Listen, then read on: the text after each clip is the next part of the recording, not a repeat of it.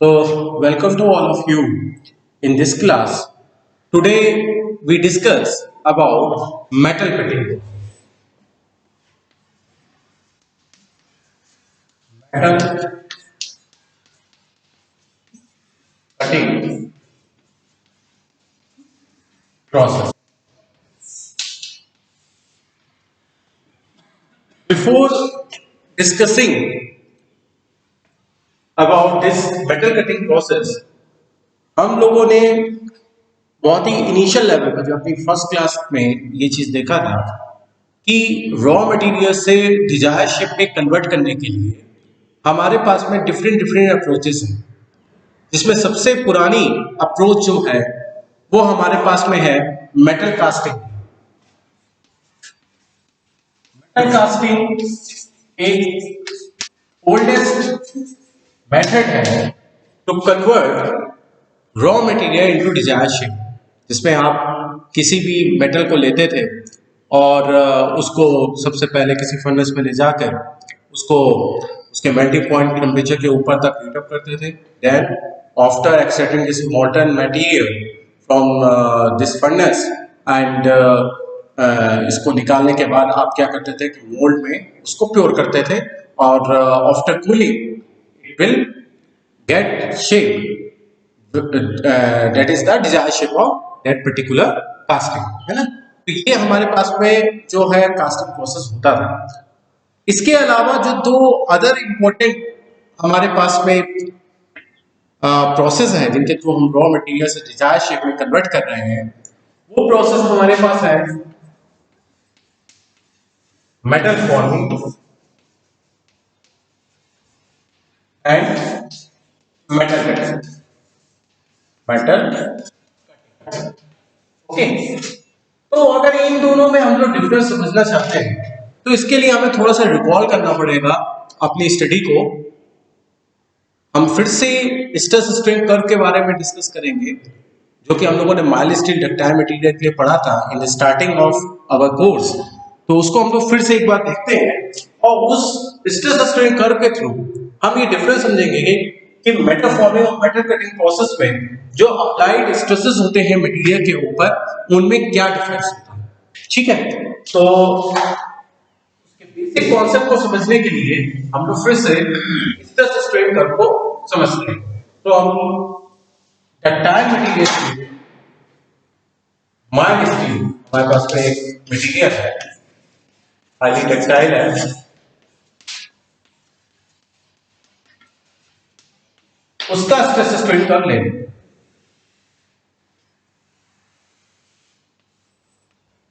तो Y axis पे हमारे पास में ये स्ट्रेस हो गया और एक्स एक्सिस पे strain.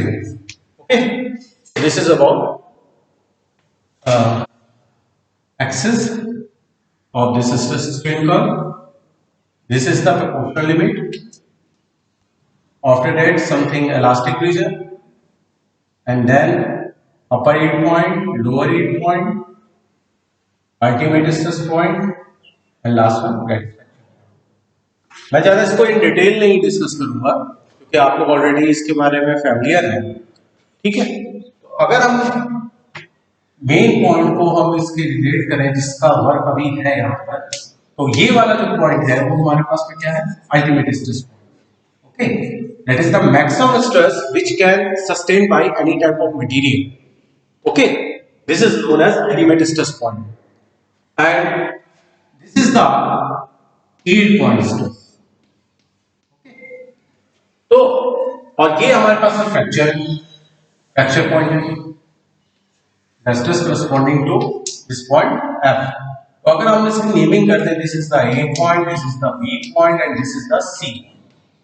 okay, now if we talk about metal forming and metal cutting process, तो अगर हम इन दोनों प्रोसेस के बीच का डिफरेंस समझना चाहते हैं through this stress strain curve, तो ध्यान रखिए जो मेटल फॉर्मिंग प्रोसेस हमारे पास होगा उसमें मटेरियल जो स्ट्रेस को ऑफर करेगा वो लाएगा, वो इस रेंज के अंदर आएगा। दैट इज मटेरियल के यील्ड पॉइंट और मटेरियल के अल्टीमेट स्ट्रेस पॉइंट के बीच में अगर हमारे पास स्ट्रेसेस ऑफर हो रहे हैं तो that process is known as metal forming process. Okay, metal forming process basically होता क्या है?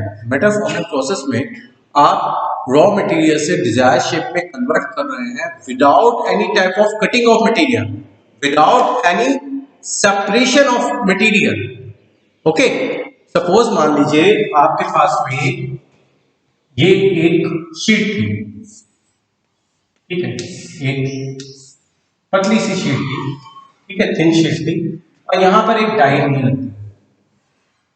ठीक, ये 3 डायमेंशन में मैंने शीट को दिखाया है। अगर मैं 2D में इसका फिगर दिखा रहा हूं तो मैं एक बार फिर से इसको ड्रॉ कर देता हूं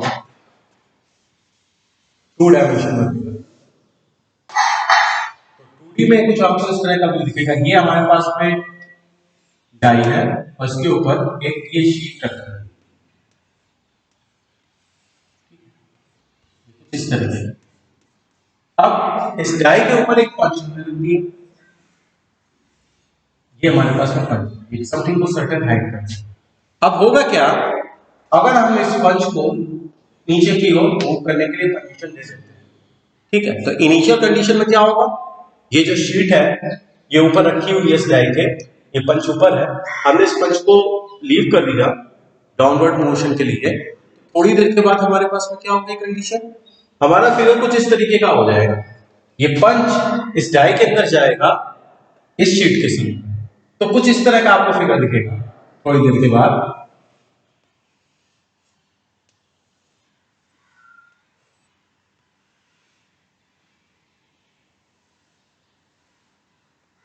कुछ इस टाइप का आपको फिगर दिखेगा यहां पर, ये इस तरीके का। जो ये शीट यहां ऊपर रखी हुई थी, अब वो शीट इस डाई के अंदर चली गई इस पंच के साथ। अगर आप इस पंच को बाहर वापस फिर से निकाल देते हैं और इस डाई को नीचे की ओर मूव करा देते हैं, तो जो आपके पास में ये शीट थी जो कि पहले आपको इस शेप की दिख रही थी, अब वो शीट कुछ इस शेप,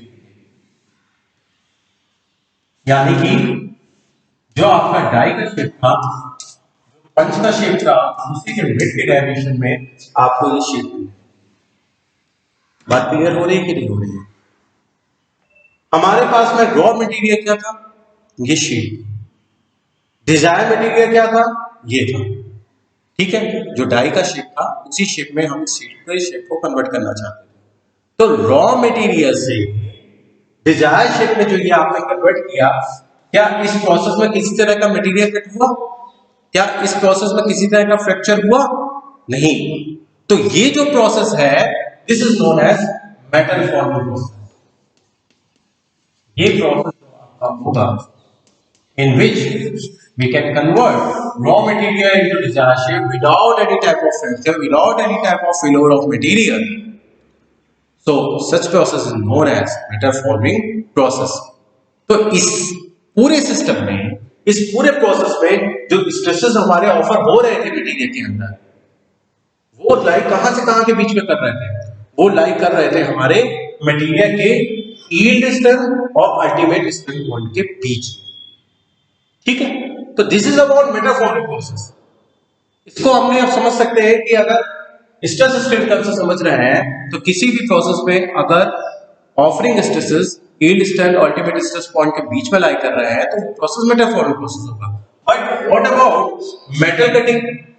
मेटल कटिंग प्रोसेस के लिए क्या, जो कि हमारा आज का टॉपिक है, तो मेटल कटिंग प्रोसेस के लिए अगर हम लोग एग्जांपल लें, सपोज मान लीजिए हमारे पास में ये एक सिलेंडर है, ठीक है, ये कोई हमारे पास में एक सिलेंडर है ये, और इसका कुछ डायमीटर कैपिटल डी है,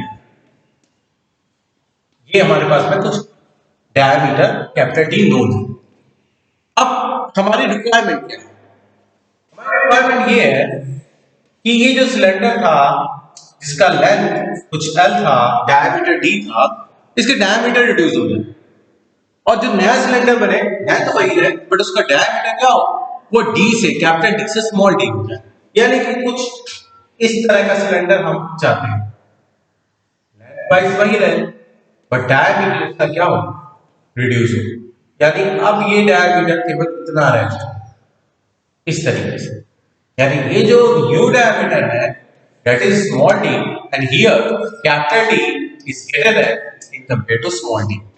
Okay, so we want to reduce the parent cylinder diameter and in a which range? That range is lying between from capital D to small d. ये तो इसको हम कैसे करें? तो आप कहोगे कि सर ये बड़ा आसान है, हम लोग क्या करें, लेथ मशीन का यूज करके टर्निंग ऑपरेशन करते हैं जिससे कि इसका डायमीटर जो होगा सिलेंडर का वो कैपिटल डी से स्मॉल डी हो जाएगा। ठीक है भाई, बट ये लेथ मशीन कौन सा प्रोसेस कर रही है, किस तरीके से इस डायमीटर को रिड्यूस कर रही है?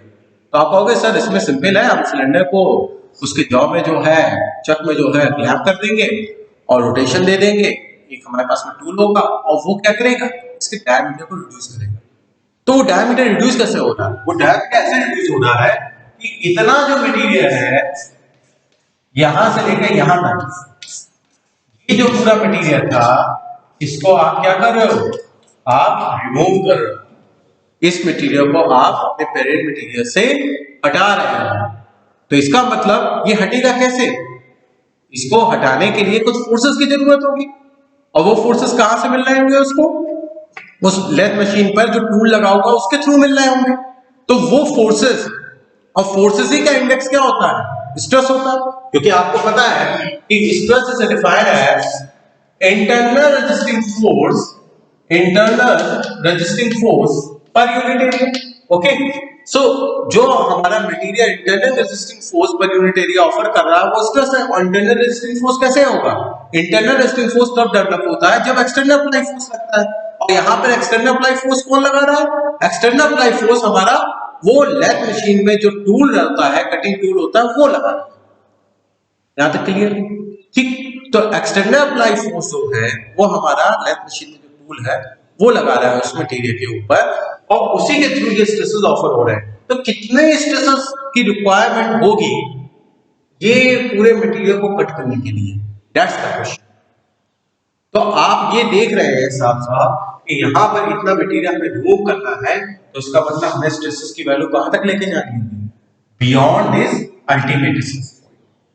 तभी आप क्या कर पाओगे, मटेरियल को पैरेंट मटेरियल से कट कर, अदरवाइज पैरेंट मटेरियल से हमारा मटेरियल कट नहीं हो पाएगा।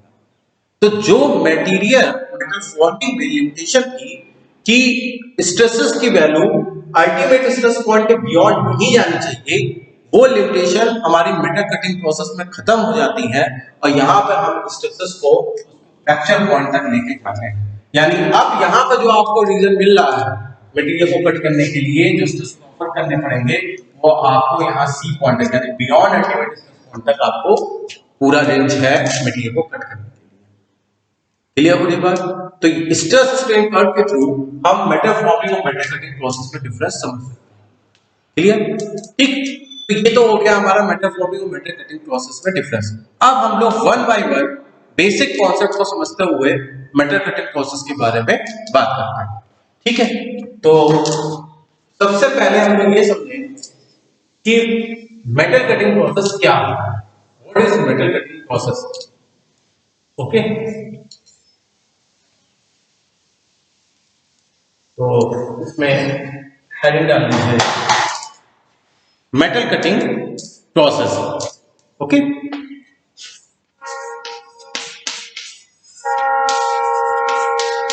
Metal cutting process. ठीक, अब अगर आप मेटल कटिंग प्रोसेस को डिफाइन कर रहे हैं तो ये क्या है? ये मेटल कटिंग प्रोसेस को आप ये कह सकते हैं method of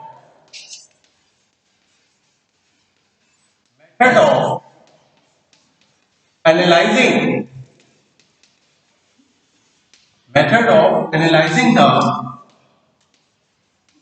material removal process. Material removal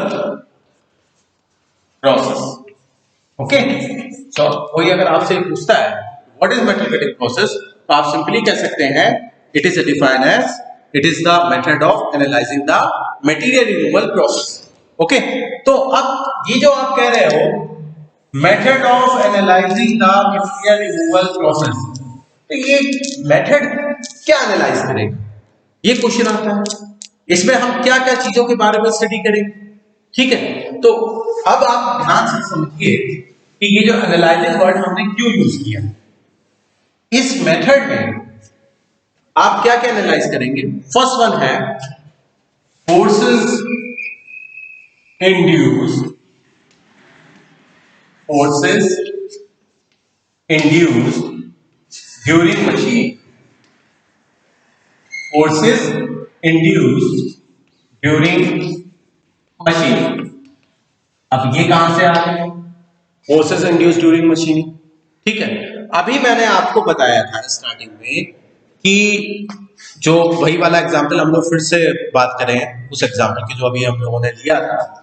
metal cutting process को समझने के लिए एक सिलेंडर था और उसका डायमीटर हम रिड्यूस करना चाहते थे, ठीक है। उसका डायमीटर हम लोग क्या करना चाहते थे, रिड्यूस करना चाहते थे।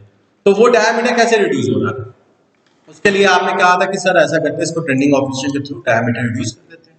अब टर्निंग ऑपरेशन के थ्रू आप डायमीटर अगर रिड्यूस करोगे तो आपने क्या किया था, उस लेथ मशीन पे एक सिंगल पॉइंट कटिंग टूल लगाया था। अभी मैं बताऊंगा कि सिंगल पॉइंट कटिंग टूल किसे कहते हैं।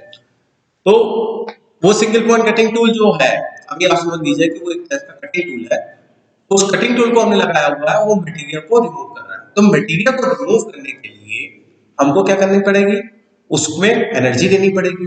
अगर अभी आपने स्ट्रेस स्ट्रेन कर्व में, मैं फिर से बना रहा हूं, एक पॉइंट रह गया वहां डिस्कस करना, जल्दी से मैं बना दे रहा हूं। स्ट्रेस स्ट्रेन कर्व अगर फिर से हम लोग देखें ध्यान से, हमारे पास कुछ इस तरीके का था, ठीक है। ये कुछ था, ये आपके पास में क्या था, थोड़ा सा और ऊपर कर लेते हैं, यहाँ पर ये स्ट्रक्चर, ठीक है। आपको पता है किसी भी मटेरियल को कट करने के लिए आपको इस लिमिट तक स्ट्रेसेस को देना पड़ेगा, तभी मटेरियल कट हो पाए, ठीक। और हमको ये चीज पता है कि अगर आप स्ट्रेस स्ट्रेन कर्व में इस एरिया को अगर आप कैलकुलेट कर लो, ये पूरा एरिया आप कैलकुलेट कर लो, ठीक है, area under curve up to its fracture point, तो वो क्या कराएगा, ये एनर्जी को बताता है। और ये एनर्जी कौन सी होती है, ये एनर्जी वो एनर्जी होती है जो कि किसी भी मटेरियल को कट करने के लिए, किसी भी मटेरियल को फ्रैक्चर करने के लिए रिक्वायरमेंट होती है।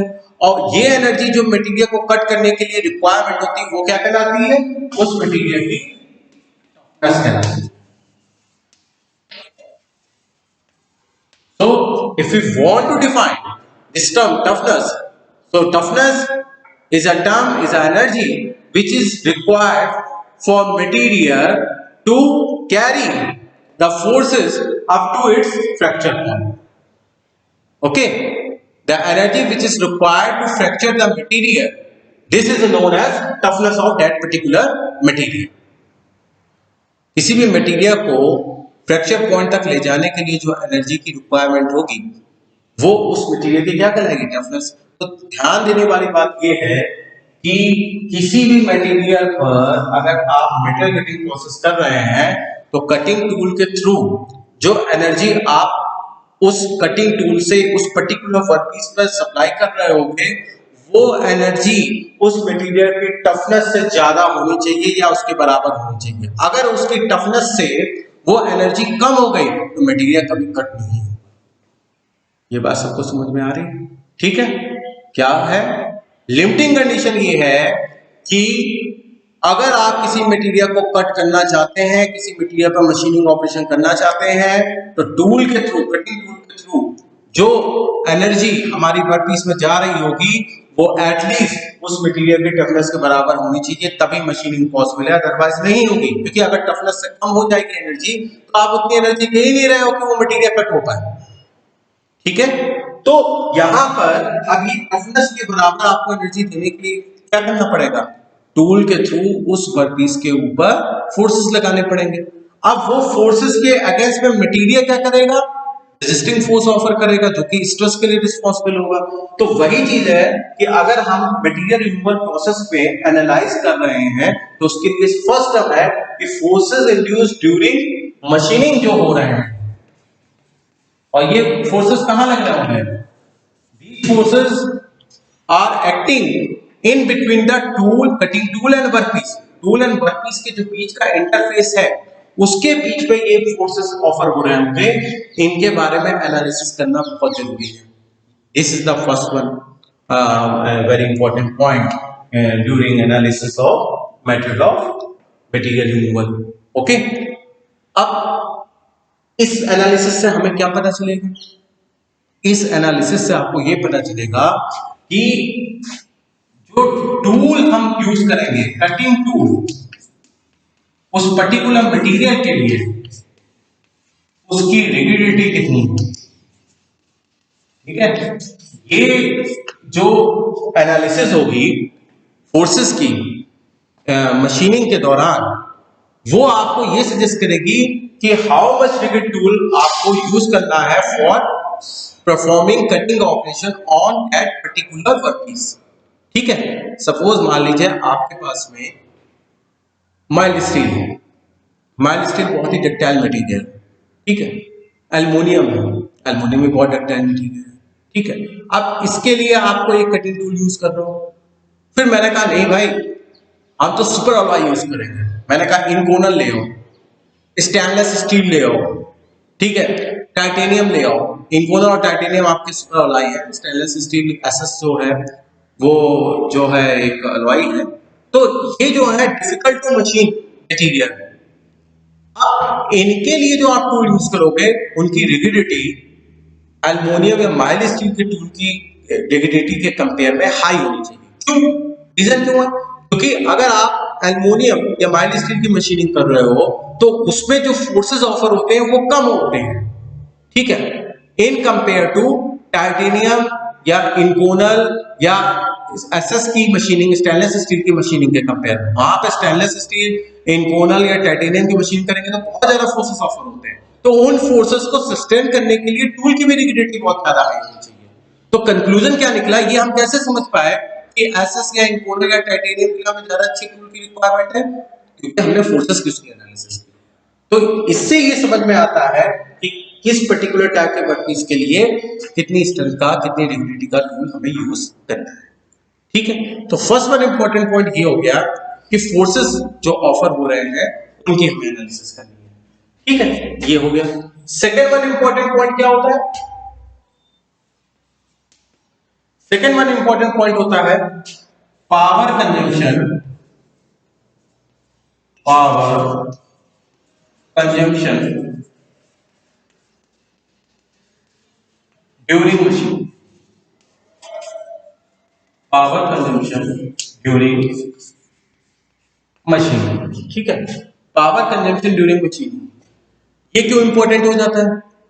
देखिए, आपको पावर किसी मशीन, जैसे सपोज मान लीजिए लेथ मशीन है. लेथ मशीन सबने देखी है तो मैं उसी का एग्जांपल ले रहा हूं. लेथ मशीन में हमें जो प्राइम मूवर है जो उसका ऑपरेट होता है वो किसके थ्रू होता है, इलेक्ट्रिक मोटर के थ्रू ऑपरेट होता है. ठीक है, अब प्रॉब्लम देखिए क्या होगी, आपने क्या किया, वर्कपीस को जो उसका चक है उसमें आपने क्लैंप कर दिया. ठीक है, अब उसके बाद वो रोटेशन हो रहा है, उसमें रोटेशन होने लगा. ठीक है, टूल इधर की साइड में है. वो टूल क्या करेगा, उसके रोटेशन को रोकने की कोशिश करेगा. ठीक है, और जब रोकने की कोशिश करेगा और फिर भी हमारा मोशन हो रहा है तभी तो मटेरियल रिमूवल होगा, वहां पे कंडीशन में आएगा. ठीक है, बात क्लियर हो रही है कि नहीं हो रही है.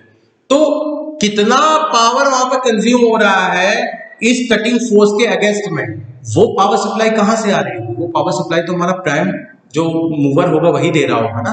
तो इस वजह से कितनी रिक्वायरमेंट है, कितनी मोटर की रिक्वायरमेंट है उस पूरे मशीनिंग ऑपरेशन को ऑपरेट करने के लिए, उसकी कैलकुलेशन करने के लिए हमें ये भी देखना पड़ेगा कि मशीनिंग ऑपरेशन में कितना पावर कंज्यूम हो रहा है. अब सपोज मान लीजिए आपके पास में एक मिनी लेथ है, बहुत छोटी सी लेथ है, उस पर आप सुपर अलॉय की मशीनिंग करने लगोगे तो उसकी मोटर की इतनी पावर ही नहीं है कि वो उसके अगेंस्ट में वर्क कर पाए, वो घुमा ही नहीं पाएगी. ठीक है, वहां पर क्या हो जाएगी, आपकी जो रॉड है वो बेंड हो जाएगी, वहां पर मशीनिंग हो ही नहीं पाएगी. ठीक है, लेकिन अगर आप LS22 जैसी हैवी ड्यूटी लेथ मशीन को यूज कर रहे हैं तो उसमें HMT की LS22 आती है, वो काफी हैवी ड्यूटी ऑपरेशन के लिए होती है, क्यों? क्योंकि उसकी पावर रिक्वायरमेंट, उसकी पावर जो होती है मोटर की, वो ज्यादा होती है। तो ऐसा नहीं है कि आप एल्युमिनियम को लेकर 22 पे लगा के कर देंगे, क्योंकि वो फिर आपके कॉस्ट इफेक्टिव नहीं रहेगा। आप तलवार से भी किसी चीज को काट सकते हैं, चाकू से भी काट सकते हैं, बट हम लोग कॉस्ट देखते हैं। ठीक है, तो वही चीज है NS22 पर, जिसका जो मोटर होता है वो high power consumption, high power को प्रोड्यूस कर सकता है फॉर कंजम्पशन, तो उनको हम हैवी ड्यूटी सुपर ऑलाइज की मशीनिंग के लिए ही यूज करते हैं। ठीक है, तो सेकेंड वन इंपॉर्टेंट जो पॉइंट था वो पावर कंजम्पशन ड्यूरिंग मशीनिंग था। इससे हमें कहां पर पता चलती है? इससे हमें ये पता चलता है कि जो प्राइम मूवर की रिक्वायरमेंट है, जो पावर प्रोड्यूस होगी थ्रू इलेक्ट्रिसिटी वगैरह, वो कितनी रेंज तक की हमारी रिक्वायरमेंट है मशीनिंग ऑपरेशन करने के लिए, अगर हम पावर कंजम्पशन को कैलकुलेट कर लेते हैं। ठीक है, तो ये हमारे पास हो गया। इसके अलावा जो नेक्स्ट पॉइंट है हमारे पास में, वो है टूल मटेरियल। टूल मटेरियल के लिए टेम्परेचर,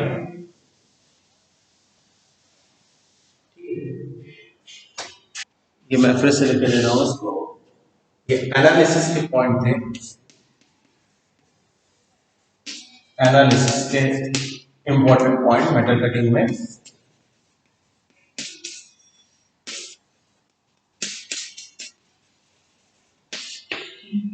फर्स्ट वन हमारे पास था फोर्सेस, सेकंड वन हमारे पास में था पावर कंजम्पशन, और थर्ड वन पॉइंट हमारे पास में है temperature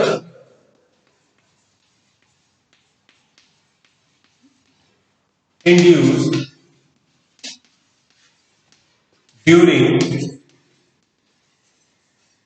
machining. Temperature induced during machining, ये हमारे पास में नेक्स्ट इंपॉर्टेंट पॉइंट है। ठीक है, तो टेम्परेचर इंड्यूस्ड ड्यूरिंग मशीनिंग क्यों इंपॉर्टेंट हो जाता है? देखिए, एक टर्म होता है hot hardness of temperature, hot hardness.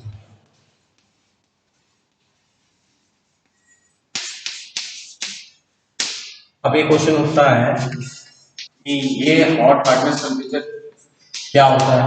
मैंने ये टर्म इस वजह से बोला है कि इसके पीछे यही टर्म रिस्पॉन्सिबल है। जो हम लोग ये कह रहे हैं कि मशीनिंग के प्रोसेस में टेम्परेचर का कैलकुलेशन करना, टेम्परेचर को जो है एनालाइज करना बहुत ज़्यादा इंपॉर्टेंट है। क्यों इंपॉर्टेंट है? तो इस चीज़ का जो जवाब है वो इसी टर्म में है, hot hardness temperature of particular material. ठीक है, तो hot hardness temperature of particular material क्या होता है, इसको आप ऐसे समझ लीजिए। हमें पता है हार्डनेस क्या होती है, मैं हार्डनेस को ज़्यादा नहीं ये टर्म को डिफाइन कर रहा हूँ, हार्डनेस आप लोग इस टर्म से सभी लोग अवेयर है कि किसी भी मटेरियल सरफेस की जो टॉप लेयर होती है, वो किसी भी एक्सटर्नल लीचिंग के अगेंस्ट में जितना भी रेजिस्टेंस ऑफर करती है, that is called as hardness of that particular material. अब होता क्या है कि जैसे जैसे हम उस वर्क पीस का, उस मटेरियल का टेम्परेचर बढ़ाते जाते हैं, वैसे वैसे उसकी जो हार्डनेस होती है वो रिड्यूस होती है। जैसे अगर हम एक एग्जांपल ले लें हाई कार्बन स्टील, ठीक है, हाई कार्बन स्टील, ठीक है, हाई कार्बन स्टील का हम लोग अगर एग्जांपल लें तो उसकी कंडीशन में क्या होता है, रूम टेम्परेचर पर अगर इसकी हार्डनेस देखें, रूम टेम्परेचर पर इसकी हार्डनेस होती है अप्रोक्सीमेट Rc65, ठीक है, रूम टेम्परेचर पर जो इसकी हार्डनेस आती है वो अप्रोक्सीमेट Rc65, रूम टेम्परेचर मतलब 25 to 30 डिग्री सेंटीग्रेड के करस्पॉन्डेंस। बट अगर हम इसका टेम्परेचर बढ़ाते हैं, हम इसका टेम्परेचर बढ़ा के करीब 200 डिग्री सेंटीग्रेड के आसपास लेके जाते हैं, तो उस कंडीशन में इसकी हार्डनेस हो जाती है Rc63, ठीक है, हार्डनेस हमारी रिड्यूस हुई 250 डिग्री सेंटीग्रेड के आसपास Rc62, ठीक है। तो इस तरीके से जैसे जैसे आप टेम्परेचर को बढ़ाते जाओगे 260 करोगे तो Rc61 ही रह जाती है। तो अगर हम हॉट हार्डनेस टेम्परेचर को डिफाइन करना चाहते हैं, हॉट हार्डनेस टेम्परेचर का मतलब क्या हुआ कि वो मिनिमम टेम्परेचर वो मिनिमम टेम्परेचर जिस पर किसी भी मटेरियल की हार्डनेस में, रूम टेम्परेचर की हार्डनेस पर, रूम टेम्परेचर पर जो हार्डनेस थी उसमें सिग्निफिकेंट चेंज आ जाता है, सिग्निफिकेंट रिडक्शन होता है, that is called as hot hardness temperature of that particular material. तो अगर आप ध्यान से देखें यहाँ पर रूम टेम्परेचर पर इसकी जो हार्डनेस थी वो Rc65 थी, बट हमने जैसे ही टेम्परेचर किया 200 डिग्री सेंटीग्रेड पर स्प्लिट, और अगर सिग्निफिकेंट की वैल्यू की बात करें तो 250 डिग्री सेंटीग्रेड के आसपास इसकी वैल्यू कितनी हो गई है, Rc62। तो हम ये कह सकते हैं कि 250 degree centigrade that is the temperature, hot hardness temperature of this high carbon steel, क्योंकि करीब 250 डिग्री सेंटीग्रेड यानी 25 से अगर 250 को माइनस कर दो तो 225 डिग्री सेंटीग्रेड टेम्परेचर हाइक करने पर हमें यहाँ पर सिग्निफिकेंट 3Rc का हार्डनेस में रिडक्शन दिख रहा है। तो वैसे तो टेम्परेचर आप जैसे जैसे बढ़ाते जाओगे वैसे वैसे हार्डनेस हमारी कम होती जाएगी, बट हम बात करते हैं सिग्निफिकेंट रिडक्शन। सिग्निफिकेंट रिडक्शन हमें 250 डिग्री सेंटीग्रेड के आसपास मिल रहा है, जहां पर 3 यूनिट आरसी आपकी क्या हो रही है, हार्डनेस की वैल्यू डिक्रीज हो रही है।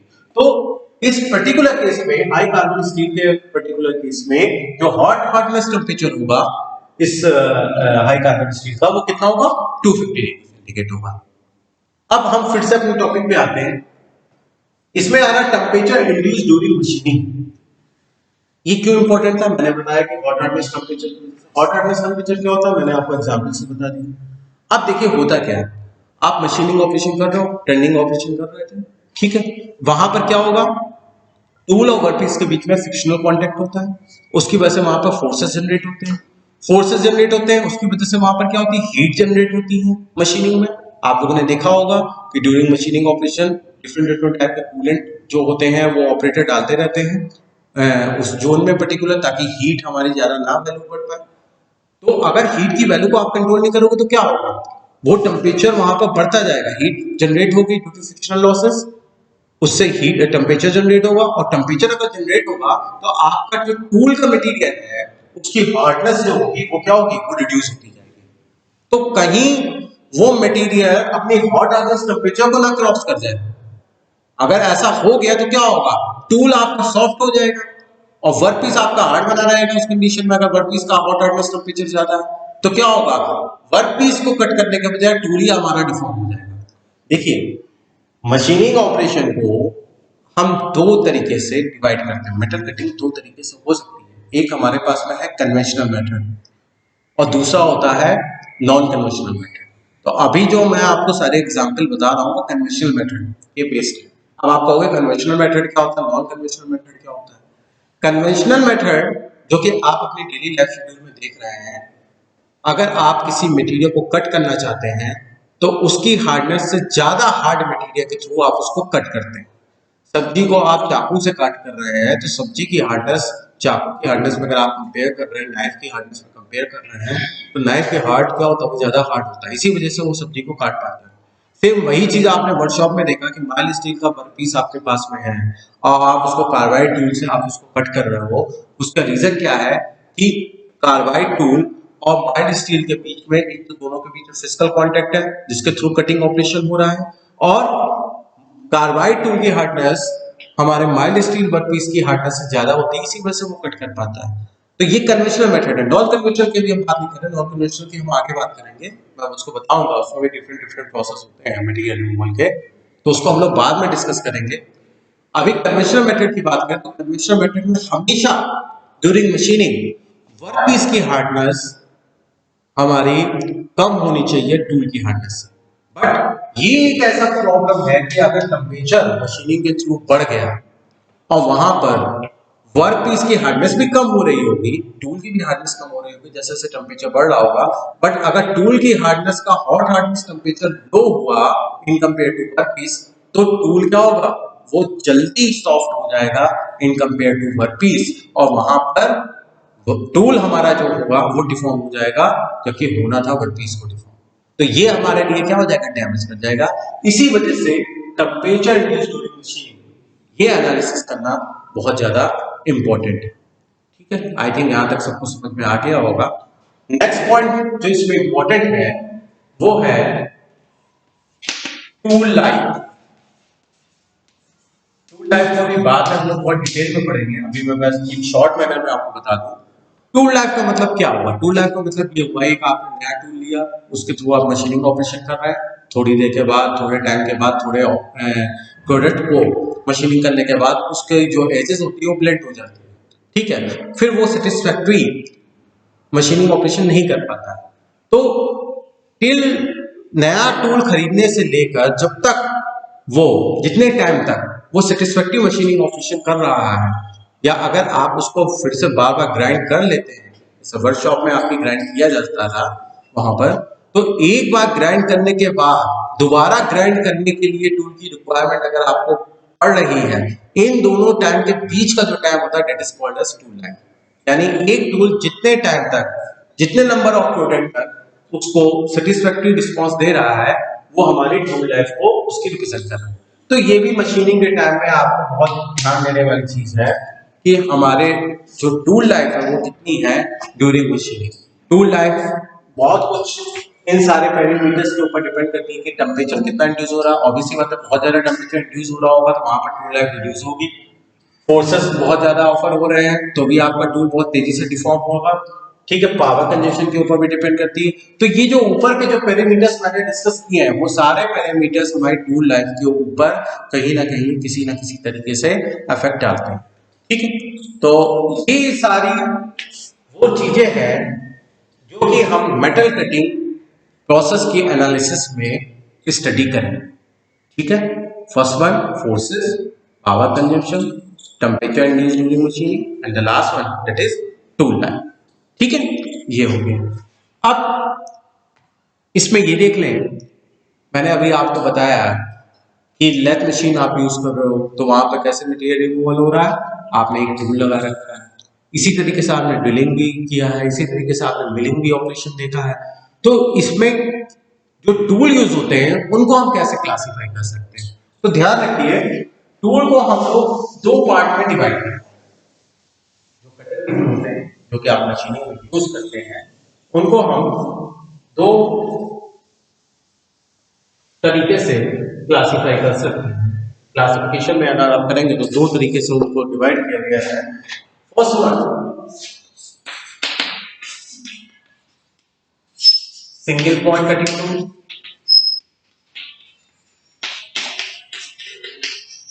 Single point cutting tool, and next one that is multi point cutting,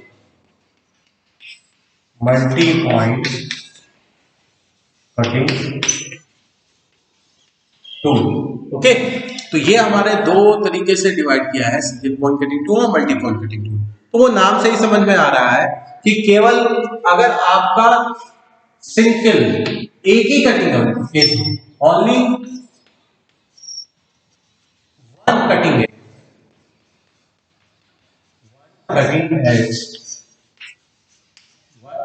edge is available for metal cutting process that is known as single point cutting। अगर केवल एक ही कटिंग एज से आपका material move हो रहा है तो इस तरह का जो प्रोसेस होगा वो हमारा कौन सा होगा, सिंगल पॉइंट। और इस तरह का जो टूल होगा वो कौन सा होगा, सिंगल पॉइंट कटिंग टूल, ठीक है। तो इसके कौन कौन से एग्जाम्पल हो सकते हैं, जो मैं अभी तक एग्जाम्पल ले रहा था, आप टर्निंग ऑपरेशन में जो टूल यूज करते हो, ठीक है, ये इसी का एग्जांपल है। प्लेनर में आप जो यूज करते हो, शेपिंग ऑपरेशन में जो आप यूज करते हो, तो ये जितने भी ऑपरेशन होते हैं उनमें जो टूल यूज होता है वो सिंगल पॉइंट कटिंग टूल होता है, जिसमें केवल एक सिंगल ऐसे मटेरियल का रिमूवल होता है, ठीक है। मल्टी पॉइंट कटिंग टूल जिसमें मल्टीपल कटिंग एजेस होते हैं, ठीक है, multiple cutting edges available for performing machining operation, material removal process that is known as multi point cutting tool। कौन कौन से हो गए, जैसे ग्राइंडिंग हो गया, ठीक है, ग्राइंडिंग हो गया, मिलिंग हो गया, ठीक है। ये सारे प्रोसेस जो होते हैं, ये सब इसमें जो आप टूल यूज करते हो that is known as multi point cutting tool. तो इस तरीके से आप जो कटिंग टूल हम लोग यूज करते हैं, मैं फिर से आपको बता दूं, अभी मैं कन्वेंशनल मशीनिंग प्रोसेस की बात कर रहा हूँ, तो ये सारी जो स्टडी हम लोग कर रहे हैं कन्वेंशनल मशीनिंग प्रोसेस की कर रहा है। तो कन्वेंशनल मशीनिंग प्रोसेस में जो हम लोग डिफरेंट टाइप के कटिंग टूल यूज करते हैं वो कौन सा हो, एक सिंगल पॉइंट कटिंग टूल हो गया, दूसरा हमारे पास कौन सा हो गया, मल्टी पॉइंट कटिंग टूल। ठीक है, इसके अलावा कुछ और अदर फैक्टर्स होते हैं जो कि मशीनिंग ऑपरेशन पर अफेक्ट डालेंगे। वो कौन कौन से फैक्टर्स हैं उसको हम लोग देख लेते हैं। हालांकि उसको इन डिटेल हम लोग नेक्स्ट क्लास में पढ़ेंगे।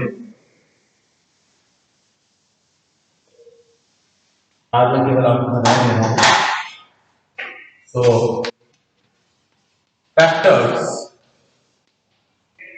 ठीक है, important factors, important factors in machining operations. कौन कौन से फैक्टर्स हैं जो मशीनिंग ऑपरेशन में इंपॉर्टेंट होते हैं, यानी उसके ऊपर इफेक्ट डालते हैं। तो उसमें सबसे फर्स्ट वन है properties of workpiece material. Properties of workpiece material. Which type of properties? Here we talking about only mechanical properties. Mechanical properties of workpiece material. That is the first. अब देखिए, ये तो हम लोगों ने पहले ही बात किया। आप सुपर अलॉय की मशीनिंग कर रहे हो, आप बहुत ज्यादा हार्ड मटेरियल की मशीनिंग की बात कर रहे हो, तो उसके लिए जो फोर्सेस इंड्यूस होंगे वो मशीनिंग ऑपरेशन बहुत ज्यादा होंगे। अगर आप किसी सॉफ्ट मटेरियल की बात कर रहे हैं, हम एल्युमिनियम की बात कर रहे हैं, हम माइल्ड स्टील की बात कर रहे हैं, हाईली डक्टाइल मटेरियल है, तो उनके मशीनिंग में इतने टेम्परेचर, इतना फोर्सेस इंड्यूस नहीं होगा। तो इसका मतलब क्या है, कहीं ना कहीं हमारी वर्क की प्रॉपर्टीज पर इफेक्ट डाल देंगे।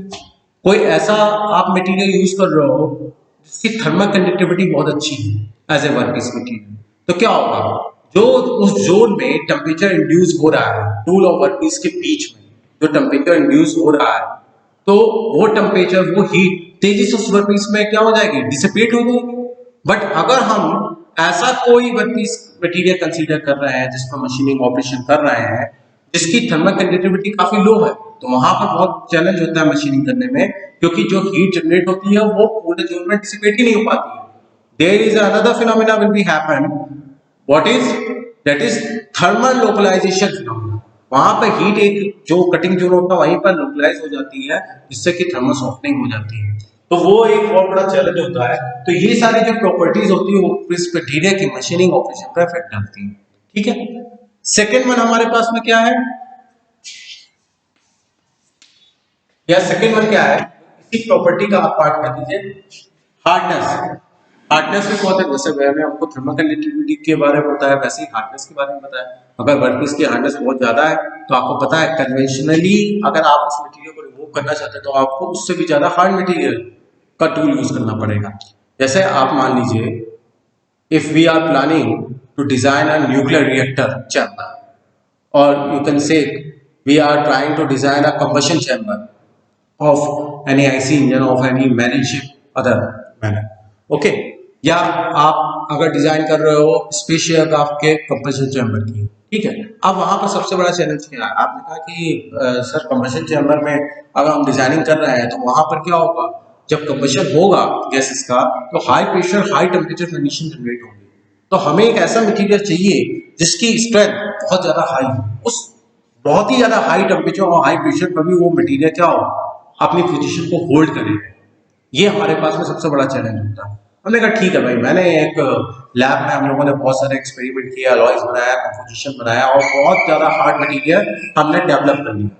बट प्रॉब्लम क्या है, आपने बहुत ज्यादा हार्ड मटेरियल डेवलप कर लिया, बट अगर आप उसको कंबशन चैम्बर का शेप देना चाहते हो तो आपको उसके ऊपर क्या करना पड़ेगा, मशीनिंग ऑपरेशन करना पड़ेगा।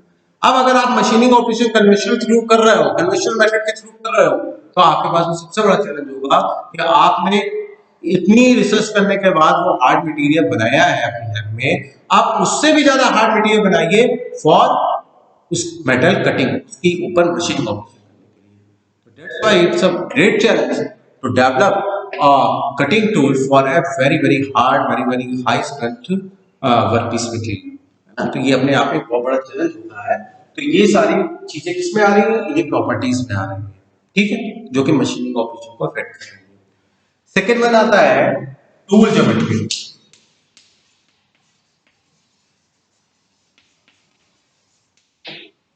टूल ज्योमेट्री क्या होता है, टूल में भी डिफरेंट डायमेंशंस होती है, उसमें भी डिफरेंट एंगल्स होते हैं, ठीक है। उसमें भी टूल सिग्नेचर को भी एक्सप्लेन करने के लिए दो तरह के हमारे पास में सिस्टम है, एक एएसए सिस्टम है, एक ओआरएस सिस्टम है, और उसमें हमने करीब 7 टाइप एंगल एंड रेडियस, ये हमने जो है वहां कोडिंग में देखते हैं। आप किसी मार्केट में अगर आप किसी टूल को खरीदने के लिए जा रहे हो, कटिंग टूल को खरीदने के लिए जा रहे हो, वो चाहे सिंगल पॉइंट हो चाहे मल्टी पॉइंट कटिंग टूल हो, अगर आप single point cutting tool turning office के लिए लेने जा रहे हो तो आप कहोगे ठीक है भाई हमें कार्बाइड टूल दे दो, लेकिन उसके साथ में वो कहेगा उसका कोड बताइए। तो वो जो कोड होता है उस कोड में वो डिफरेंट एंगल्स उस टूल के पर्टिकुलर उसमें प्लेस्ड होते हैं, ठीक है। तो हमें वो एंगल्स पता होने चाहिए, वो एंगल ही उस टूल की ज्योमेट्री को रिप्रेजेंट करते हैं। तो हमेशा ये ध्यान रखिए, कोई बहुत ज्यादा हाईली ब्रिटेल वर्क पीस है या कोई बहुत ज्यादा डक्टाइल वर्क पीस है, तो दोनों के लिए आप सेम टूल नहीं यूज करोगे। दोनों के लिए हो सकता है मटेरियल आप सेम यूज कर रहे हो, बट दोनों टूल की जो ज्योमेट्री होगी वो क्या होगी, डिफरेंट होगी। तो हम लोग चूज करते हैं डिफरेंट ज्योमेट्री को अकॉर्डिंग टू वर्क पीस। तो ये टूल ज्योमेट्री भी जो होती है ये भी बड़ा इंपॉर्टेंट फैक्टर होता है ड्यूरिंग मशीनिंग, ठीक है। नेक्स्ट वन हमारे पास में है interaction between tool and work piece. Interaction between tool and work piece, ठीक है। Interaction between tool and work piece पे आप इससे समझ सकते हैं, एक तो ये टूल ज्योमेट्री के ऊपर भी डिपेंड करेगा, क्योंकि टूल में अगर डिफरेंट एंगल्स आपके प्लेस्ड हैं तो जो हमारा वर्क पीस और टूल के बीच का जो कांटेक्ट होगा वो भी उसी के अकॉर्डिंग डिफरेंट हो जाएगा, ठीक है। तो ये हमारे पास में इंपॉर्टेंट फैक्टर्स थे मशीनिंग ऑपरेशन के, इनको हम लोग नेक्स्ट क्लास पर इन डिटेल स्टडी करेंगे, ठीक है। और उसके बाद हम लोग डिफरेंट वर्क पीस मटीरियल के लिए किस तरीके से टूल की प्रॉपर्टी भी चेंज होती है, टूल का टूल सिग्नेचर क्या होता है, उसके एंगल्स क्या होते हैं, उसके बारे में भी नेक्स्ट क्लास में हम लोग पढ़ेंगे, ठीक है। तो इसके आगे नेक्स्ट क्लास में देखते हैं।